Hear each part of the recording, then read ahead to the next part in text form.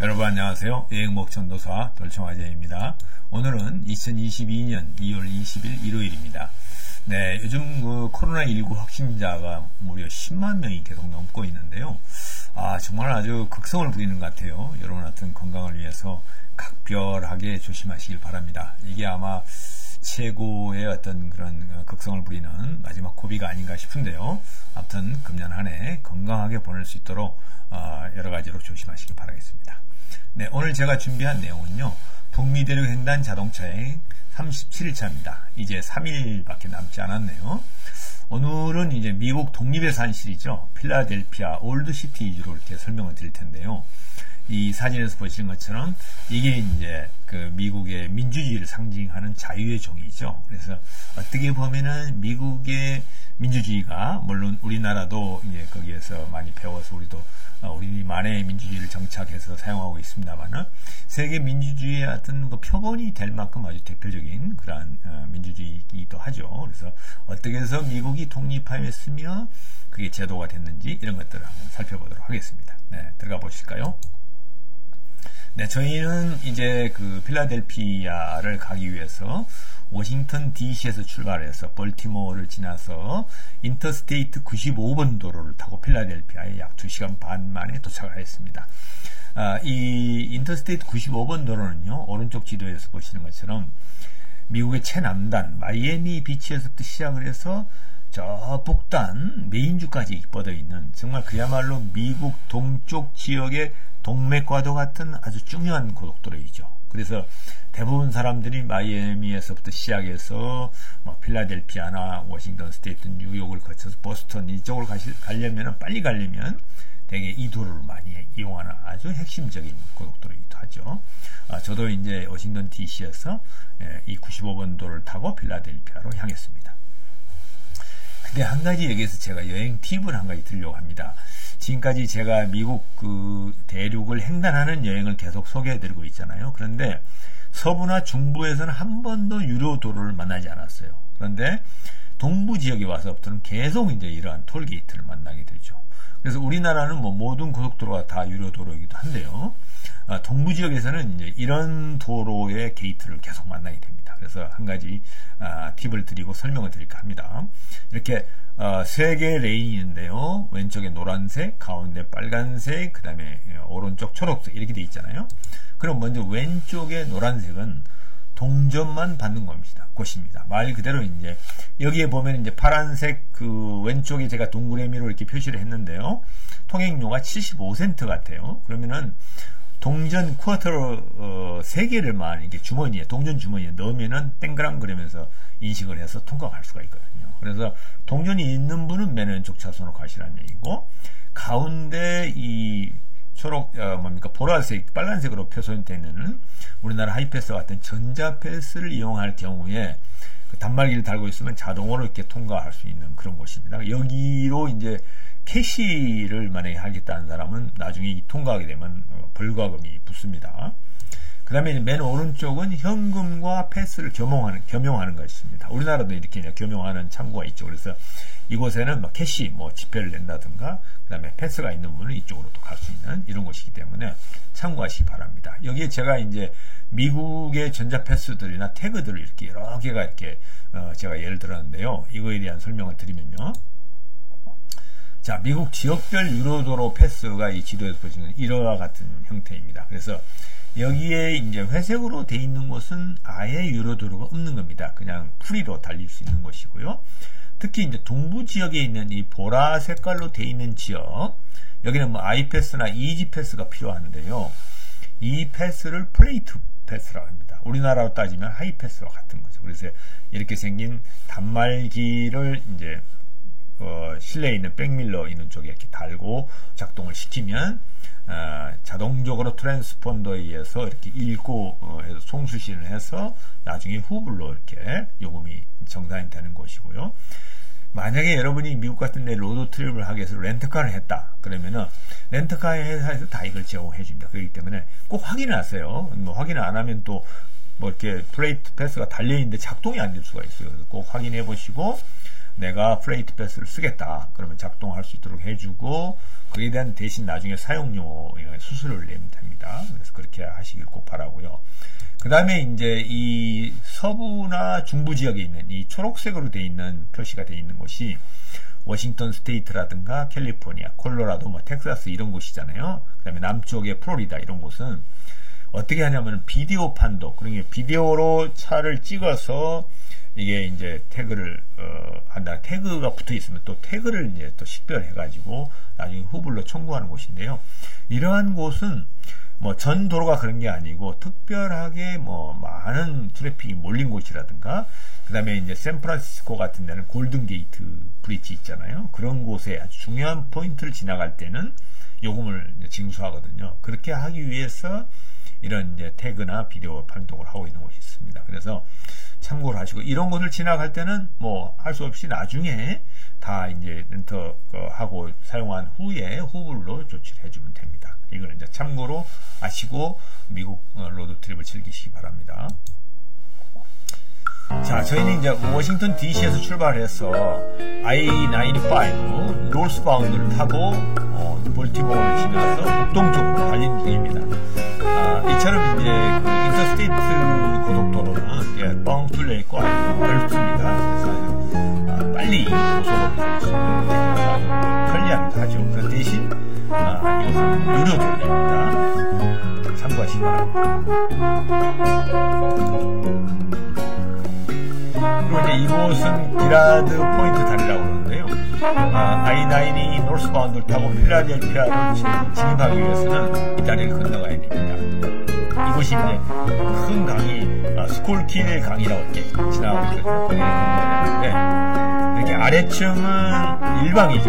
북쪽으로 가는 도로 차량이 가게 되어 있고요. 여기 지붕에 있는 덮개 위로는 북쪽에서 남쪽으로 가는 차량이 이제 일방으로 가는, 뭐 이런 도로가 되어 있는 다리들이 미국에는 꽤 많이 있죠. 굉장히 교통이 원활하게 갈 수가 있죠. 참고하시면 되겠습니다. 아주 흉한 철근으로 되어 있는 다리입니다.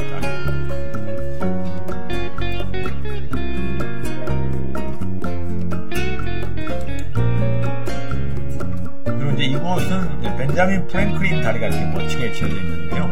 이미 이제 필라델피아로 시내로 들어오면은 오른쪽으로 델라웨어 강을 끼고 벤자민 프랭클린 다리를 지나서 시내 중심으로 진입하게 됩니다. 이렇게 벤자민 프랭클린 다리는 아주 멋지게 지어져 있는 그런 다리고요. 그 다음에 이제 670번 30번 도로하고 연결이 되는 길입니다. 그래서 이렇게 쭉 북쪽으로 가다가 왼쪽으로 들어가면 바로 필라델피아 구도심으로 들어가는 길이 나오는 거고요. 네, 이곳 사인에서 이제 좌회전을 되겠죠. 이렇게 해서 드디어 이제 필라델피아에 도착했습니다. 필라델피아는 이 사진에서 보시는 것처럼 정말 깨끗하고 아름답고요. 아주 멋진 도시입니다. 가운데 시커멓게 흐르는 강이 바로 델라웨어 강인데요. 이 강이 저기 이제 그 필라델피아 바로 남쪽에 있는 델라웨어 주에서부터 시작해서 저 위쪽 북쪽으로 뉴욕주까지 흐르는 그런 강입니다. 그래서 이곳은 건국 초기에 미국의 수도였고요. 펜실베니아 주의 최대의 도시입니다. 그래서 이곳은 미국 독립의 도시답게 미국의 역사와 문화의 도시이고요. 뉴욕 등과 같이 이 동부 지역의 경제 중심지이기도 한 그런 도시이죠.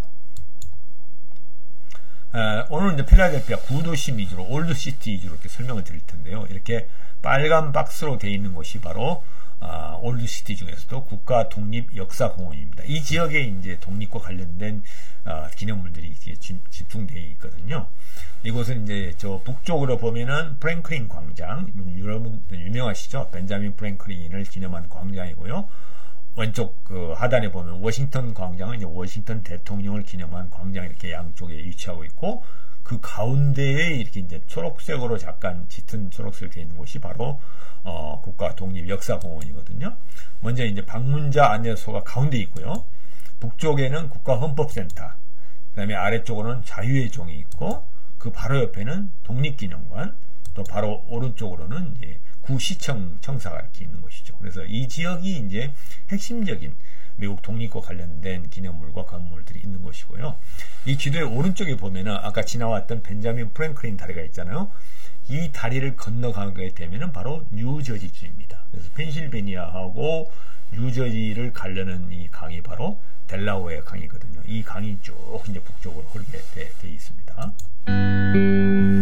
네, 저희는 시내 중심 독립기념관으로 가는 길을 이제 저번에 갔는데요.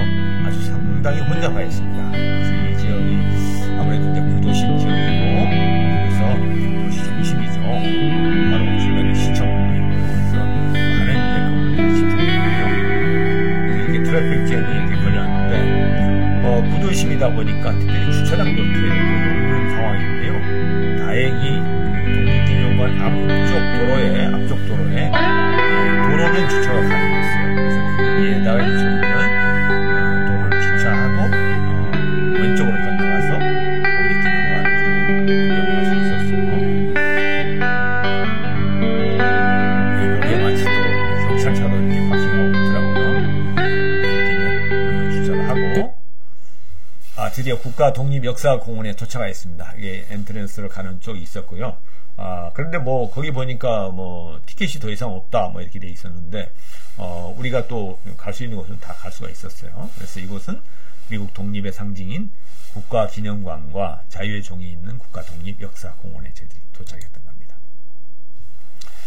네, 저희는 이제 연휴 여행에서도 항상 그랬듯이 루틴대로 방문자 센터에 들려서 여행 안내를 받았습니다. 뭐 여러분도 이렇게 뭐 하시게 있겠죠. 그래서 저는 어디 여행지를 가든지 꼭 비트 센터를 들려서 많은 정보를 또 필요한 지도를 얻고 이렇게 해서 여행을 하거든요. 안내소 안으로 들어가니까 정말 아이들과 가족 단위로 많은 사람들이 방문을 해서 아주 북적이고 있었어요. 특히 그 미국인들이 그 성조기만 보면은 차를 타고 이렇게 예를 갖추는 등 아주 애국심이라든가 미국을 사랑하는 정신이 아주 특별히 강하거든요. 아마 교육의 효과도 있겠지만은 미국인들이 특히 이제 그 합중국을 이루고 있다 보니까 이런 애국심을 굉장히 강조하는 나라입니다. 그래서 어릴 적부터 이런 사적지나 독립유적지를 아이들과 많이 여행하는 것을 제가 많이 봤거든요. 그런 특징이 이제 안에서도 볼 수가 있었어요. 저희는 이제 국가독립역사공원에 대한 자세한 설명을 듣고 또 미국 건국의 역사에 대한 간단한 소개 영상을 보고 투어에 임했습니다. 이곳이 이제 독립기념관입니다. 이곳은 그 역사적인 1776년 7월 4일 미국의 독립선언을 한 역사적인 건물입니다. 이게 이제 7월 4일이 독립기념일이기도 합니다. 그래서 건물은 그렇게 크지 않았는데 아주 고풍스럽게 아주 잘 지어진 2층 집이었고 첨탑이 시계탑과 이렇게 놓여있던 곳이고요.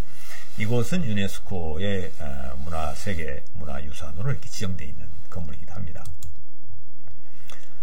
그런데 이 방문 당시 안타깝게도 지붕을 수리 중이었었어요. 그래서 우리가 들어가 볼 수 없어서 문이 닫혀 있었는데요. 무척 아쉽습니다. 그래서 이 독립기념관 안에는 저희들 들어갈 수가 없었어요. 그래서 겉부분만 이렇게 설명을 해드리겠습니다. 네, 그래서 아쉬움에서 이 독립기념관 앞에 이렇게 조지 워싱턴 대통령 동상이 있거든요. 그래서 미국의 건국의 아버지죠. 그래서 그 동상 앞에서 기념사진을 한껏 찍고 아쉬움을 달래면서 지나왔었습니다. 그리고 이제 바로 그 옆에 보면은 미국의 자유의 종이라고 이렇게 크게 그 간판이 있는 돌에 새겨져 있었는데요. 이곳은 바로 펜실베니아 주청사였죠. 지금 아까 보신 그 현재 독립기념관 첨탑에 종탑에 이렇게 있었는데 이 종은 미국 독립선언을 낭독할 때 타종되었다고 합니다. 그래서 그 자유의 종이 이제 민주주의 상징처럼 여겨지기 때문에 이곳을 찾았습니다. 이곳이 바로 이제 이 박스가 되어 있잖아요. 여기가 이제 자유의 종이 있는 곳인데요. 2003년 이후에 그러니까 그 첨탑에 있던 자유의 종을 이 자유의 종 센터를 지어가지고 그곳에 보관하고 일반에게 공개하고 있다고 합니다. 그래서 얼마나 미국인들이 이 자유의 종의 의미를 부여하는지 그걸 알 수가 있는 그런 장면이기도 합니다. 네, 이게 이제 미국의 독립역사공원에 들어갔을 때 찍은 영상인데요. 독립기념관에 대한 자세한 홍보의 간판이 있고 지금 수리 중이에요. 수리 중입니다. 그 주변에는 뭐 여러 가지 옛날 시설들, 건물들도 있었고 이곳이 바로 이제 안에 보이는 거 자유의 종이 있는 자유의 종. 센터입니다. 이 안에 보관되어 있어요. 제가 확대를 해봤는데 저 안에 종이 보이죠? 입구 쪽에. 누가 이제 사진을 찍고 있잖아요. 그 안에 들어가는 안에서 찍는 그래서 이렇게 앞으로는 넓게 잔디 광장이 이용되어 있고요. 이곳이 바로 이제 역사 공간 전체 필라델피아. 다시 360도를 돌아서 이렇게 크지 않은 장소입니다.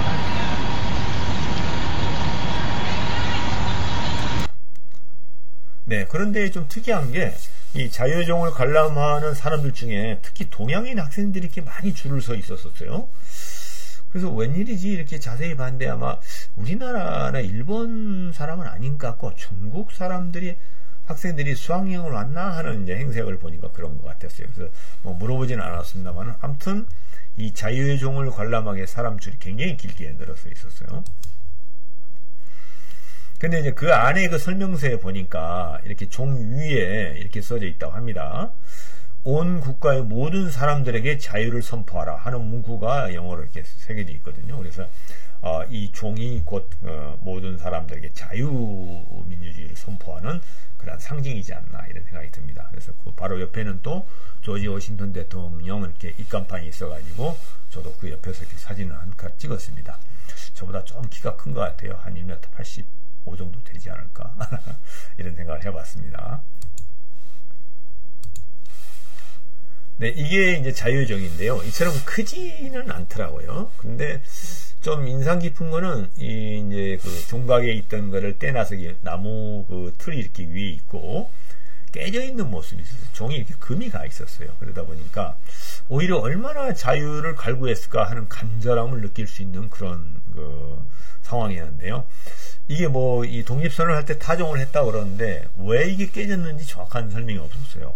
그래서 뭐 아무튼 이 처음부터 제작이 잘못된 건지 이 영국에서 제작해 왔다고 그러는데요. 제작이 잘못된 건지 안 그러면 심하게 두들렸던 건지 모르겠는데 하여튼 이게 세계 민주주의, 미국 민주주의의 상징적인 종이기도 합니다. 거기 또 설명이 돼 있는 한쪽의 전시물에는 이렇게 돼 있었어요.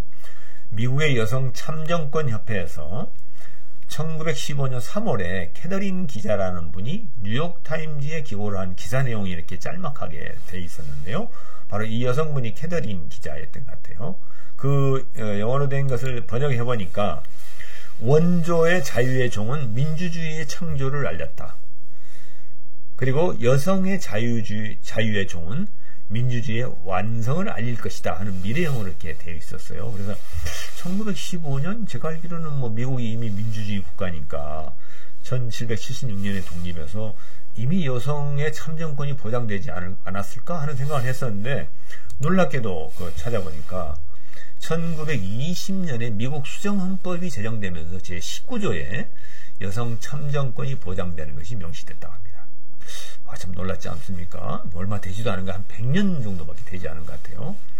그러니까 이것도 보니까 제1차 세계대전이 1919년에 끝나잖아요. 그때 당시에 미국의 여성들이 그 세계대전에 기여한 바가 매우 크다. 역할을 많이 했다 해가지고 비로소 1920년에 여성에게 참정권을 줬다고 합니다. 그래서 참 많은 걸 느끼게 했어요. 미국도 민주주의의 과정이 그렇게 여성까지 참정권을 준 데까지는 상당히 과정이 많았구나, 어려웠구나 하는 걸 느낄 수가 있었던 한 자료였던 걸로 보여집니다. 여기는 이제 올드시티 홀입니다. 구시청인데요. 바로 오른쪽에 독립기념관이 있고 바로 왼쪽에 이렇게 독립건물이 있었는데요. 이곳에 그 현판에 새겨진 글을 보니까 미국 건국 초기에는 최초의 대법원이었다고 그래요. 그래서 그 이후에 이제 구시청으로도 사용됐던 건물이라고 그러는데 아주 소박한 건물이었습니다. 지금은 이제 시청이 서쪽으로 이렇게 옮겨져 있는 상황이죠. 그래서 거기 입구에 보니까 구시청이라고 써져 있는 건물 안으로 독립공원관리청 NPS라고 그러죠. 내셔널 파크 서비스 직원이 들어가는 것을 볼 수 있었어요. 이 내셔널 파크 서비스라는 곳은 우리나라처럼 국립공원 관리 공단이기도 하고요. 정부기관인데 이러한 뭐 역사적인 장소라든가 국가기념물, 그다음에 국립공원 이걸 전부 관리하는 곳인데 복장은 이렇게 공통입니다. 아래는 이제 카키색 군복처럼 녹색에 있고요. 위에는 흰색, 그 다음에 모자는 이렇게 노란색으로 구멍에 이게 이렇게 눌려 있는 이런 모자를 꼭 쓰죠. 그래서 이게 이제 NPS 직원이라는 거를 대개 레인저라고 부르는데요. 그걸 이제 알려주는 겁니다. 이곳에 이제 실내로 들어가 보니까 재판 법정을 이렇게 있다고 알려져 있더라고요. 그거 보니까 대법원이라기보다는 좀 작은 회의실, 조그마한 그 소법원 같은 그런 느낌이 들었어요. 그래서 아주 소박하게 미국 독립 당시의 청산에 이렇게 돼 있구나 하는 생각을 하게 됐어요. 이게 이제 그 내부를 찍은 영상인데요. 저기 이제 심판관이 있던 자리가 있고, 왼쪽에 배심원들, 저기 이제 기록하는 사람들, 뭐 이렇게 앉을 자리가 있는데 정말 좁은 법정처럼 보였어요. 네. 이게 대법원일까 하는 생각이 들죠. 여기 뭐 원고나 피고가 앉았지 않을까 생각이 들고, 뭐 간단하게 속으로 투어온 사람들에게 설명을 하고 있었는데요.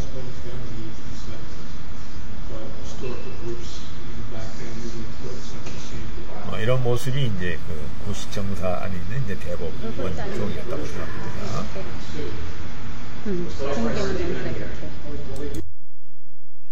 네, 이렇게 해서 이제 구도심에 있는 국가 독립 역사 공원에 대한 설명을 마쳤고요.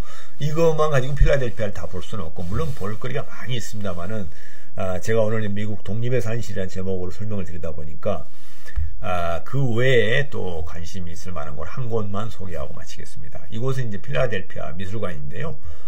정말 거대한 미술관이거든요. 그래서 뭐 소장품도 많고 볼 게 많은 곳입니다. 그래서 구도심 쪽에서 서쪽으로 좀 지나오면은 이렇게 이제 필라델피아 미술관을 있는 광장이 이렇게 넓게 나옵니다. 그래서 왼쪽에 강이 바로 아까 그 철교처럼 지났던 곳이 바로 스콜킬 강이거든요. 그 강 바로 이제 건너자마자 있는데요. 여기에 이제 필라델피아 미술관하고 그 광장에 워싱턴 대통령을 기념하는 분수대가 이렇게 일직선으로 놓여 있습니다. 그래서 그게 아주 넓은 광장인데요. 여기 가면 뭐 사람들이 쉴 수도 있고 여러 가지 그 볼거리도 많이 있습니다. 그래서 이곳을 꼭 가보시길 바라고요. 그 가운데 또 인상 깊은 동상이 하나 있는데요. 이게 바로 이제 영화 로키의 동상이 이렇게 세워져 있습니다. 뭐 젊으신 분들은 잘 모르겠지만 제가 대학교 다닐 때 이 로키 영화가 정말 센세이션을 일으켰죠. 이게 이제 실버스터 스텔론이라는 사람이 각본을 하고 주연했던 영화인데요. 아주 뭐 당시 아카데미상, 감독상, 무슨 작품상 휩쓸었던 영화인데요. 아주 히트를 쳤던 거죠.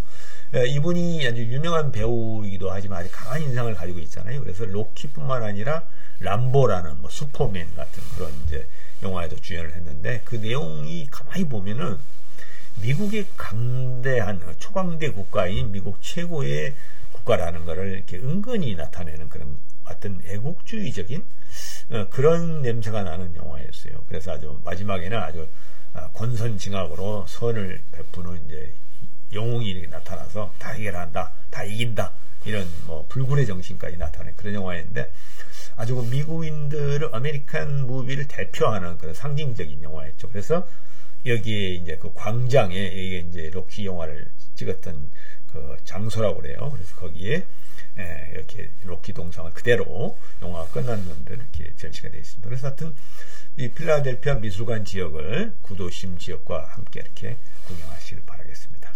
네, 이렇게 해서 필라델피아에 대한 설명을 드렸고요. 당시에 제가 2011년 한 10년 전이죠. 미국 독립의 산실 필라델피아 관광을 위해서는 이렇게 생긴 시티버스를 타거나, 이게 이제 그 당시에 아주 뭐 그 트롤리 같은 그런 옛날 버스죠. 이걸 탔던가, 아니면 이렇게 여름에는 이렇게 트럭을 개조하여 만든 창문이 없는 도널드 덕 버스를 탔었어요. 그래서 이런 버스를 타고 이렇게 여행을 했거든요.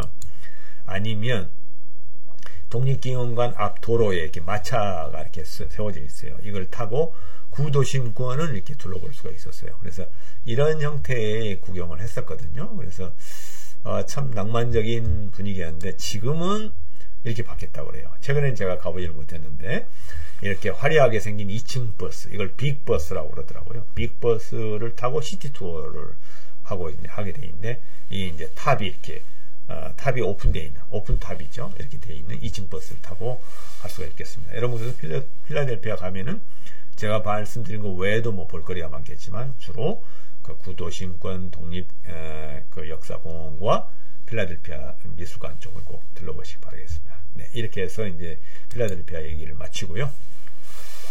다음 시간에는 북미 대륙 횡단 자동차 여행 38일차 드디어 마지막 목적지인 뉴욕에 도착했네요.